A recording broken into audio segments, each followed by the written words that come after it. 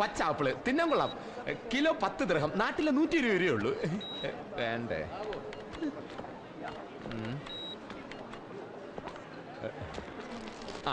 6 ദിർഹം 50 fils. നാട്ടിൽ 75 രൂപയേ ഉള്ളൂ. പക്ഷെ പാചകം ചെയ്യാൻ സ്ഥലമല്ലല്ലോ. നമുക്ക് ഇതിനേക്കാൾ വില കുറവും വാങ്ങിയ ഉടനെ തിന്നാൻ പറ്റുന്നതായ എന്തെങ്കിലും സാധനങ്ങളുണ്ടോ നോക്കാം. അയ്യോ ദാ ഇരിക്കണേ, കിട്ടി. 4 എന്റെ കുബൂസ്. ഇത് തൈര്. രണ്ടും കൂടെ 2 ദിർഹം. നാട്ടിലെ 24 രൂപയേ ഉള്ളൂ. ഇതെങ്കിലും ഓക്കേ. നാളെ മുതൽ റംസാൻ നോമ്പ് തുടങ്ങിയാണ്. പിന്നെ പകല് പബ്ലിക്കായിട്ട് ഭക്ഷണം കഴിക്കാൻ പാടില്ല. അങ്ങനെ ഒരു സൗകര്യമുണ്ട്. ഇവിടെ കൊതുക് അധികം ഇല്ലാത്തത് കൊണ്ട് പാർക്കിൽ നല്ല സുഖമായിട്ട് കിടക്കാല്ലേ? കിടക്കാം. പക്ഷെ ഈ വാങ്ങിയ ഭക്ഷണം വേസ്റ്റ് ആവില്ലേ? അതെന്ത്? അവിടെ കിടക്കുമ്പോൾ പോലീസുകാരെടുത്തോണ്ട് പോകും. പിന്നെയുള്ള ഭക്ഷണത്തിന്റെ കാര്യം അവരല്ലേ നോക്കുന്നത്. ഒന്ന് പിടിച്ചേ. അവിടെയാണ് ബില്ലടക്കേണ്ടത്. ചെല്ലു.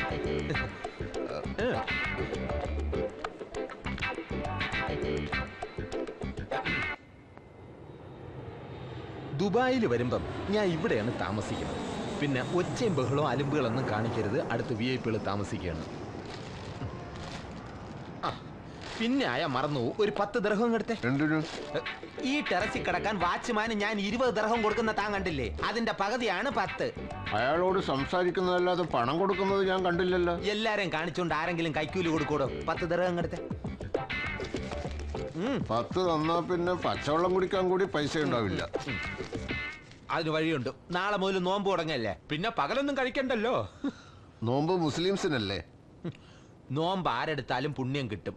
അങ്ങനെയാണ് ഖുറാനിൽ പറഞ്ഞിട്ടുള്ളത് കേട്ടാ. നോമ്പ് തുറക്കുമ്പോ എന്ത് കഴിക്കും? വാകീറിയ ദൈവം അതിനുള്ള വഴിയും കാണിച്ചു തരും. ചില വഴികളൊക്കെ ഞാനും കണ്ടുവച്ചിട്ടുണ്ട്.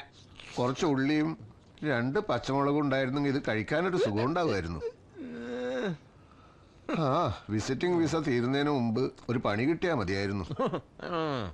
എനിക്ക് 7ാമത്തെ വിസിറ്റിംഗ് വിസയാ.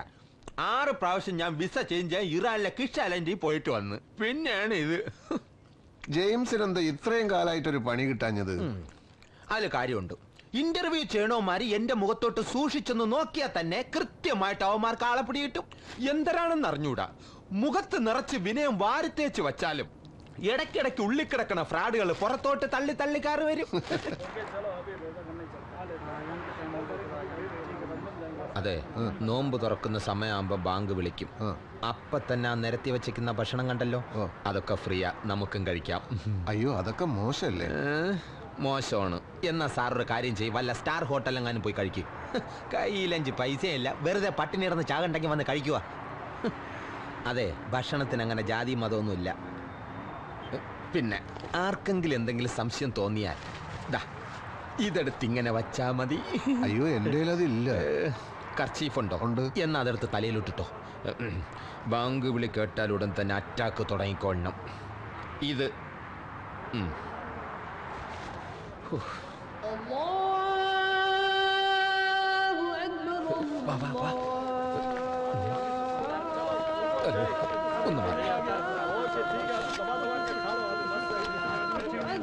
ഒന്ന് ബഹളം ഉണ്ടാക്കല്ലേ. ഒന്ന്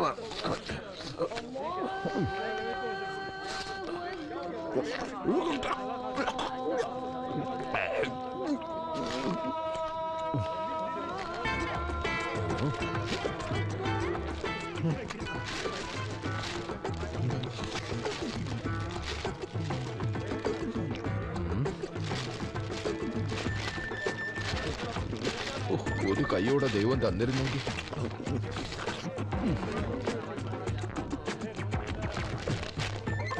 പിടി പിടി. ഭാര്യ. അയ്യോ, അത് ഒന്ന് പെട്ടെന്ന് വാരി ഇടാൻ.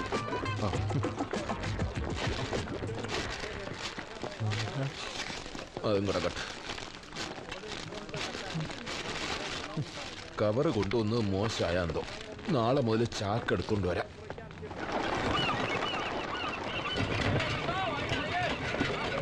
അതെ, ഈ അബ്ബാസ് എന്ന് പറയുന്ന ആള് നാട്ടുകാരനാണോ? അതെ, അടുത്ത സുഹൃത്തുമാണ്. ഓഹോ.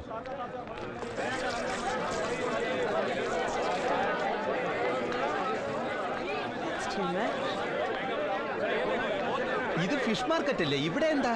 ഇവിടെ അന്വേഷിച്ച ആളെ പറ്റി അറിയാന്നാ പറഞ്ഞത്. വല്ല ഫിഷ് കമ്പനിയുടെ ഓണറോ മറ്റാണോ? ആയിക്കൂടെന്നില്ല. ആരെയും ബുദ്ധിമുട്ടിക്കണമെന്ന് വിചാരിച്ചതല്ല. പക്ഷെ ഈ അവസ്ഥയില് അല്ല, ബുദ്ധിമുട്ടില്ലെങ്കിൽ എന്റെ കാര്യം കൂടെ ഒന്ന് പറഞ്ഞു നോക്കട്ടെ.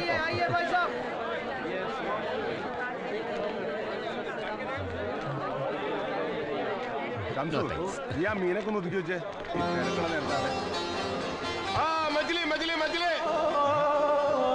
മുകുന്ദ, നീ എന്താ ഇവിടെ? പാർട്ടിയുടെ വല്ല പരിപാടിയിട്ട് വന്നാണോ? വാ പറയാം.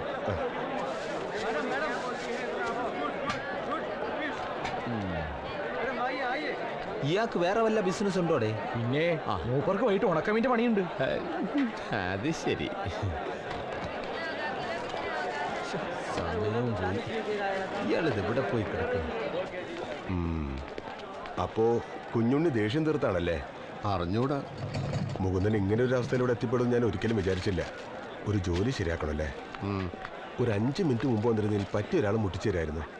ഏതായാലും ഇവിടെ തന്നെ നിൽക്ക്, ഞാൻ സബ്ജി മാർക്കറ്റിൽ പോയി നോക്കണം.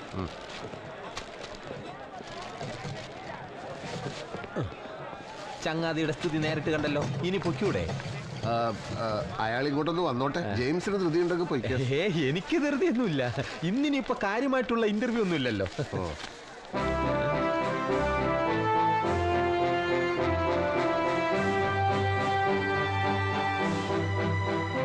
പത്രത്തിൽ എന്താ ഇത്ര വലിയ വിശേഷം? ഇത് കരുണൻ എന്റെ സുഹൃത്താണ്. വരുന്ന തെരഞ്ഞെടുപ്പിന് നിയമസഭയിലേക്ക് മത്സരിക്കുകയാണ്. അത് ശരി. നാട്ടിൽ ഇത്രയും വലിയ ബന്ധങ്ങളുള്ള ആളാ ഇവിടെ വന്ന് കുബൂസും തൈര് അടിച്ചോണ്ട് നടക്കണം. കഷ്ടം.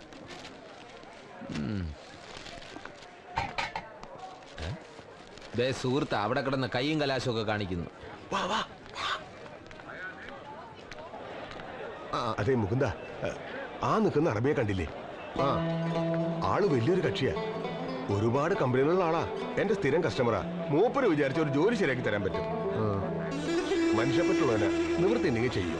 ചെല്ല്, മൂപ്പരോട് ഞാൻ പറഞ്ഞിട്ടുണ്ട്. അബ്ബാസിന്റെ ഫ്രണ്ടാന്ന് പറഞ്ഞാൽ മതി. ഞാൻ കടയിലേക്ക് ചെല്ലട്ടെ, അവിടെ ആളില്ല. തിരക്കൊഴിഞ്ഞിട്ട് നമുക്ക് വൈകിട്ടോ മറ്റേ കാണാം. എന്നാ ശരി.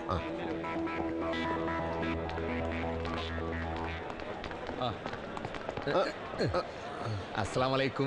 وعليكم السلام ورحمة الله. هذا صديق مال عباس؟ زين زين زين. كم فلوس ابوي؟ 10 درهم. انا شيل. خلي هذا خلي هذا ابوي. خلي هذا. ما في مشكلة انا شيل. تعال. يلا روح. എന്താ അറബി പറഞ്ഞത്? ഒക്കെ ഞാൻ പറഞ്ഞോളാം. തനിക്ക് അറബി അറിയില്ലല്ലോ. കൂടെ വാ. باكر نسير ماليزيا، رجع بعد الشهر. صار بالليل بالمكتب. زين؟ لازم تعال اليوم كلهم بيخلص. لازم تعال اليوم بالمكتب. كلهم بيخلص.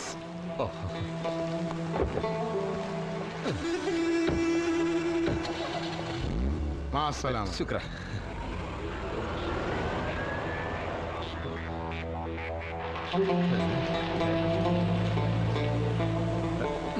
എന്തായി? പുള്ളിക്കാരൻ ഇന്ന് മലേഷ്യക്ക് പോണെന്ന്. ഇനി 1 മാസം കഴിഞ്ഞിട്ടേ തിരിച്ചു വരുള്ളൂ. നിങ്ങൾക്കൊരു ജോലി തന്നിട്ട് പൊക്കൂടെ 1-2 ദിവസം കഴിഞ്ഞിട്ട് എന്ന് ഞാൻ ചോദിച്ചു. പുള്ളിക്ക് ഇന്ന് എന്നെ പോണോന്ന് ഒരേ നിർബന്ധം. അതെ, എനിക്കിന്നൊരു അർജന്റ് ഇന്റർവ്യൂ ഉണ്ടായിരുന്നു. ഞാനത് ഇപ്പോഴാ ഓർത്തത്. എന്റെ ഒരു കാര്യം, ഞാൻ പോയിട്ട് വരട്ടെ.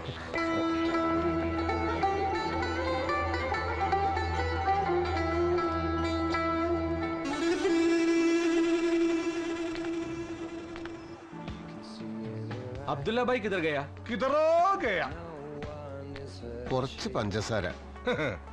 ഒരു പൊറോട്ട വാങ്ങിച്ചിട്ട് 1 കിലോ പഞ്ചാര അകത്താക്കാനുള്ള പരിപാടിയാണല്ലേ.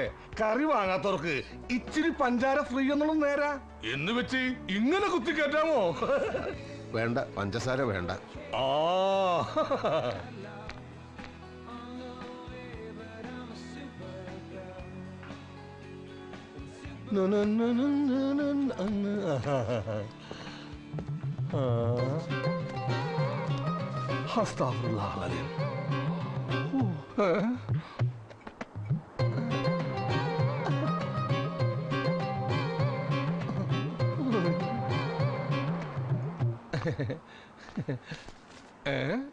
എന്തേത് ഇന്ത്യൻ റുപ്പിയേ? ദർഹം തീർന്നു. നിങ്ങൾ മലയാളിയല്ലേ, നാട്ടിലേക്ക് ഇന്ത്യൻ ഉറുപ്പി അയക്കാലോ. തരികിട കാണിക്കരുത്. മര്യാദക്ക് ദർഹം കൊടുക്ക്. ദർഹം ഇല്ല സുഹൃത്തെ. ഇല്ലെങ്കിൽ അത് കഴിക്കുന്നതിന് മുമ്പ് പറയണമായിരുന്നു. ഈ ഇന്ത്യൻ റുപ്യക്ക് വേണ്ടി ഞാൻ ദുബായിൽ ഒന്ന് കച്ചവടം നടത്തണോ? ഈ ഇന്ത്യൻ റുപ്യ ഉണ്ടല്ല, ഇന്ത്യയിലെ ഒറ്റ വിമാനത്താവളത്തിൽ പോലും എടുക്കൂല. അത്രക്ക് വില ഒരു സാധനം ഇതേ പിടിച്ചേ. എന്താ പ്രശ്നം?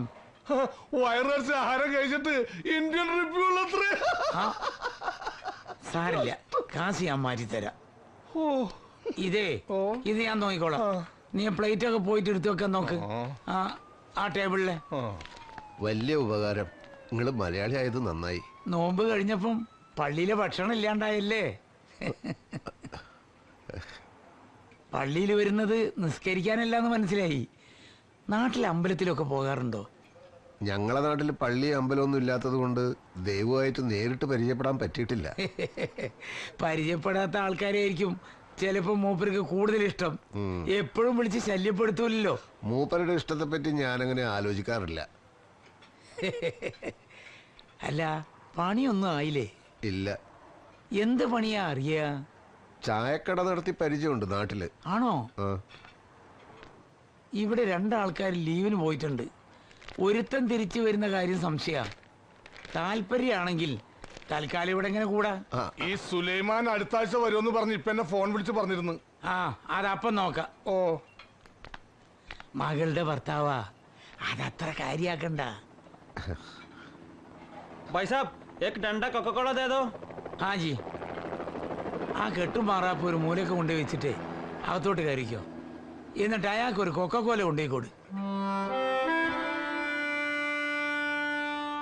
കൊക്കക്കോള. അതുകൊണ്ട് അമേരിക്കൻ കോള കമ്പനികളോട് ഞാൻ പറയുന്നു, ക്വിറ്റ് ഇന്ത്യ. ഒന്നും വിചാരിക്കരുത്, ഞങ്ങൾ കൊക്കക്കോളക്കെതിരാണ്. എന്തേ കൊക്കോക്കോളം നിങ്ങളെ പിടിച്ച് കടിച്ച? ഞാനത് കൊടുക്കൂല. നിങ്ങൾ കമ്മ്യൂണിസ്റ്റ് ആണല്ലേ? എന്നതാ ഡൈനിങ് ഹോളിൽ വാഷ് ബേസിൻ വേണ്ടാന്ന് തന്നോട് ഞാൻ പല വട്ടം പറഞ്ഞിട്ടുള്ളല്ലോ. പറഞ്ഞ പോലെ അല്ലെങ്കിൽ ഒരു ചില്ലി കാശ് ഞാൻ തരത്തില്ല. എന്നതാ?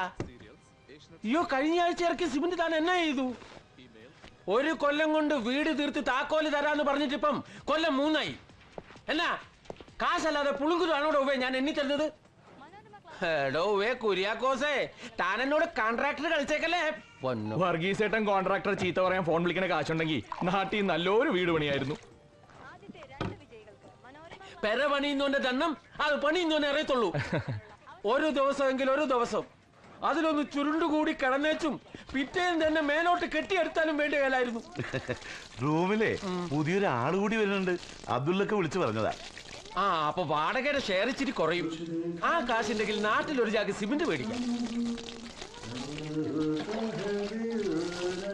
ഓ, കുളിമുറി കയറി ഇതുപോലെ പള്ളി നീരാട്ട് നടത്തിയ ആ കാശ് അങ്ങ് പോയി കിട്ടും. ഒരു 100 ലിറ്റർ വെള്ളം വേണം ഈ പൂവാലിന് കുളിക്കാൻ.